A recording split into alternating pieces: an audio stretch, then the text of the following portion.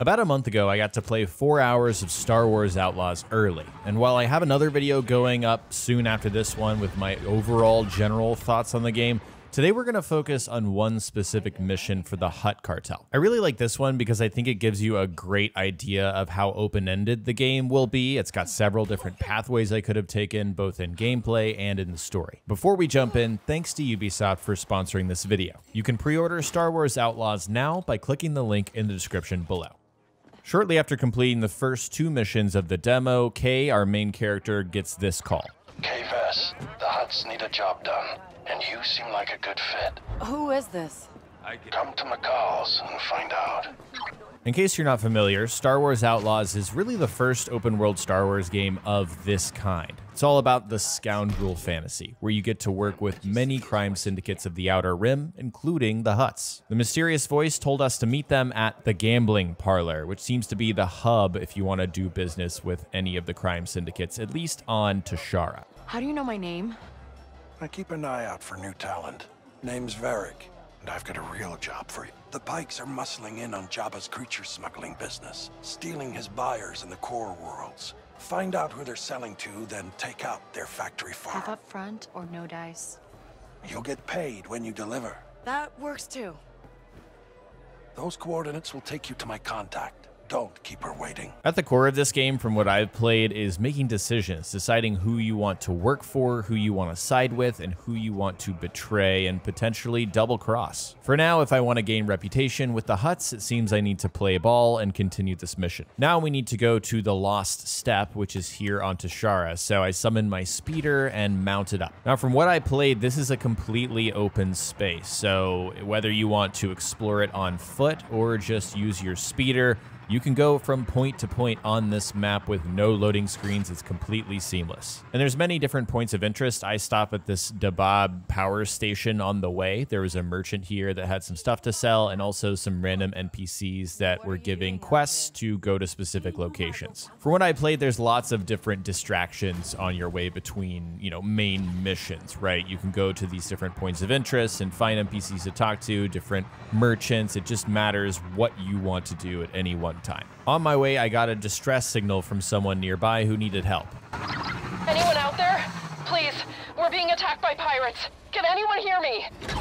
I decided to help, so I sped over to their location and found that they were being attacked by these pirates. Now in combat, Kay can certainly go guns blazing with her blaster, or she can take a stealthier approach. I decided to take out these 2 people because they weren't paying attention to me with automatic takedowns from stealth. I decided to pick up this grenade launcher and see what happened. Lo and behold, it's very powerful. It takes out these guys easily. Then I accidentally shoot the civilian. Oops. With the help of the civilian, we took out this final pirate and completed the civilians under attack mission. With that out of the way, I hopped back on my speeder and headed towards my primary mission. And on the way, I got into some trouble. So there are certain territories in the open world that can be ruled by a crime syndicate. This one is ruled by the Pike Syndicate.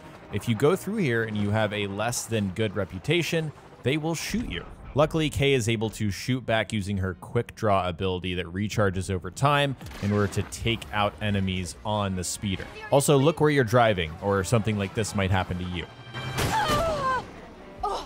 Skipping ahead, we've made it to the Lost Step, and we get a little update from Kay on the mission. Eric's contacts me are here. Keep an eye out for trouble, Nix. One of the core pillars that Ubisoft explained to us before the demo started was parkour and navigating the world. So as you can see, there are specific places where you can jump up and climb straight up. And then there are specific grapple points that Kay can use to go up, down, or swing across. I made my way through the canyon to meet Varric's contact. Hey, Varric sent me? Name's Manda. You're new. I'm Kay. This is Nix. All right, Kay and Nix. Here's the job. Get inside, grab the client list, then plant the bomb on the generator. That should open the pens and ruin this entire operation. Right. And the bomb? Over there. It's your standard time-fused baradium charge. Oh, sure, yeah. Baradium. Use these all the time. Guess it's time to plant a bomb. What's the deal with these animals anyway, Manda? Rabumas. They stink. But with the right treatment, their hides can pass for gundock leather. What's gonna happen to them? You're setting them free. Here you're seeing the recon system. You can use electronic binoculars in order to mark targets, very similar to other Ubisoft games that you might have played. Like before, I wanted to approach this mission in stealth first, so I did a little recon and found this guy. Now, unfortunately, I didn't realize the range at which this guy could see me, so I immediately got seen and he came over to investigate. I realized there's really no one else around to see me do this, so I decided to pop out and just take care of him easy. Moving ahead, I'm going to continue stealth for a little bit here. If you're seeing blue hands on stuff, that's things that Nyx, our companion, can interact with and cause distractions or attack certain people. After that silent takedown, I thought I was safe behind this cover, but obviously, as you can see, it's not exactly the best cover, so I'm immediately seen.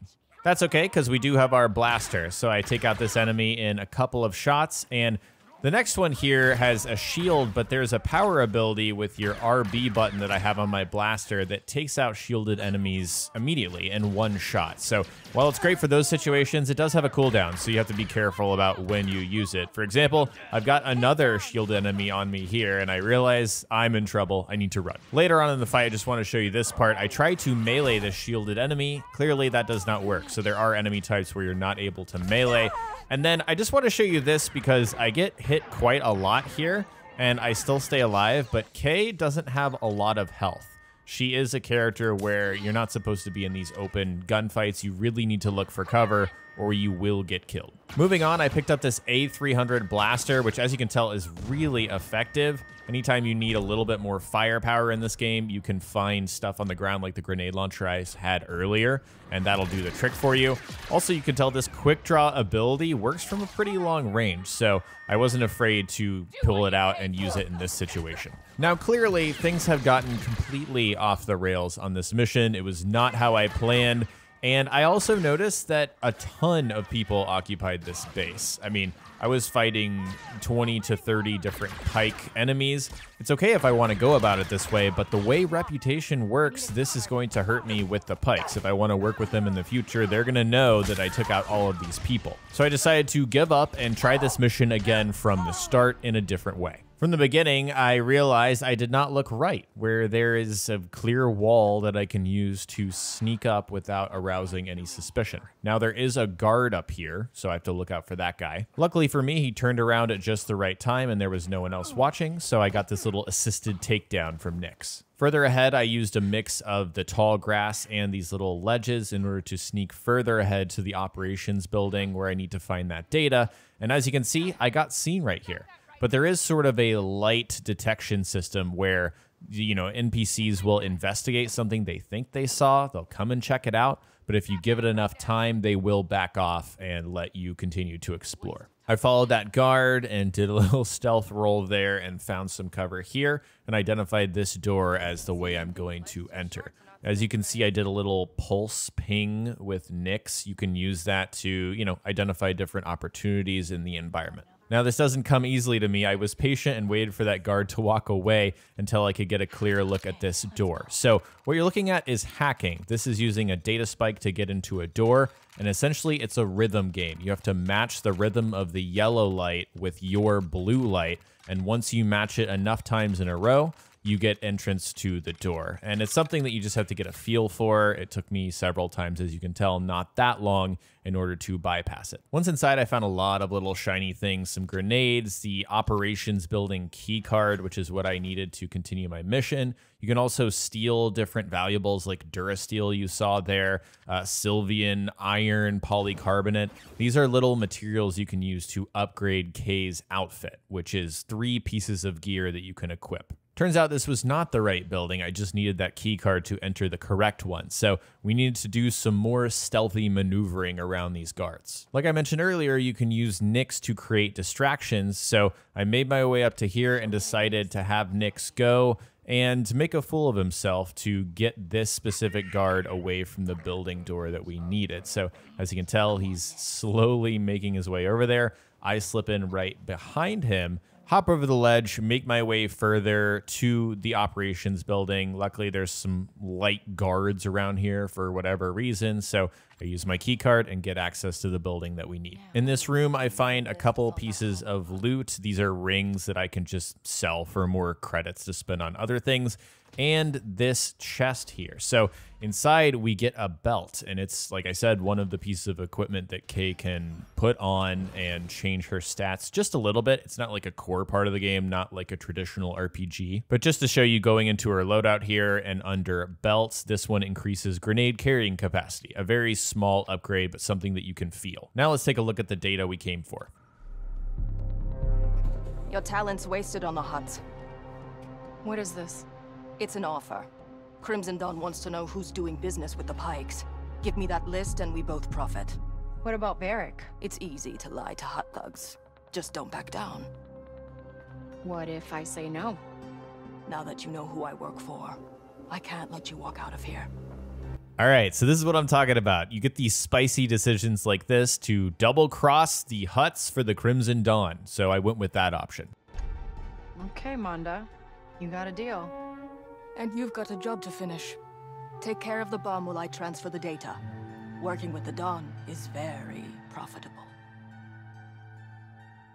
So these are the interesting sort of choice and consequence decisions you get to make in this game. And this isn't just a one-off thing. This is a very common occurrence. In the middle of a mission or towards the end of a mission, you'll have a choice to make to pick a side between two different competing interests. And what I found, at least what I think I'm going to find, is that there is a middle ground you can play. You can lean to one side with the Crimson Dawn, for example, and then use that access to double cross them and sort of play all sides, you know, pick yourself in this equation, not just, you know, lean with one faction. It's pretty cool. But the mission is not over yet. I still had to sabotage this generator for the Hutts, right? Because I'm still on that same mission. So I made my way down here, took out that guard, and planted the bomb. Looks right, I think. Did you touch anything? Because I didn't touch anything. That timer's going real fast. So we got locked in this room. Here's a little puzzle where I ran into this a couple of times. You get to use Nyx to get into locations that Kay can't reach. So I sent Nyx through that door to click that button to open the door so I could get up the ladder and get out of here.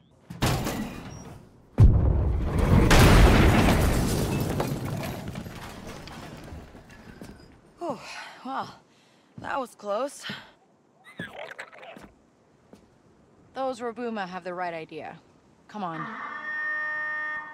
Now that we escaped with our lives, just barely, we need to get out of here and escape. But the thing is, I was not seen, so the Pikes don't know that it's me. And if I shoot my way out of here, then I'm going to, you know, lose reputation over that. I don't want to do that. So my decision here was to sneak out without being seen, just like I came in. Now, luckily for me, there's a pretty convenient set of steps here I found off the back. So all I did was run off of these steps, crouch walked around, was careful not to get seen by guys like that guy, and then reported to Varric. Varric, the job's done. I knew you'd deliver. Meet me at Daruda Diner in Janta's Hope. Janta's Hope is a new location, or was a new location to me at this point. I decided to drive back through Pike territory. Now, I don't know if that counts as being seen during the mission or not, but what I'm talking about here in terms of consequence is sometimes you'll see on the left side of the screen, like, reputation down with a certain faction if you do something to piss them off. And as you can tell, I got a little ding there for trespassing. So it seems to be there are different layers of actions you can take and different effects for that. If I started shooting people and killing some of the Pikes, I'm sure that would have actually really affected my reputation compared to just simple trespassing. You know, some light trespassing is not a big deal. In Janta's Hope, I hopped off my speeder and headed into the Daruda Diner to meet Varric over here in one of the booths. You should check the fuses on your bombs. It worked, didn't it? Do you have the list of buyers? What list? All I found was Rabuma dung, and Pikes that stunk like Rabuma dung. I think you're lying to me. Check the station yourself. You might want to wait until they put the fires out. I like you, Kay, but half the job gets half the credits. Cheap Hutt. Should've guessed. So there it is, consequences for my actions. I paid for it by not getting as many credits because I wasn't able to deliver that client list that the Hutt guy asked for. I guess in hindsight, it's kind of nice that I still got credit for blowing the place up. You're a good liar. Who is this? Crimson Dawn's got its eye on you, Kay. Don't disappoint.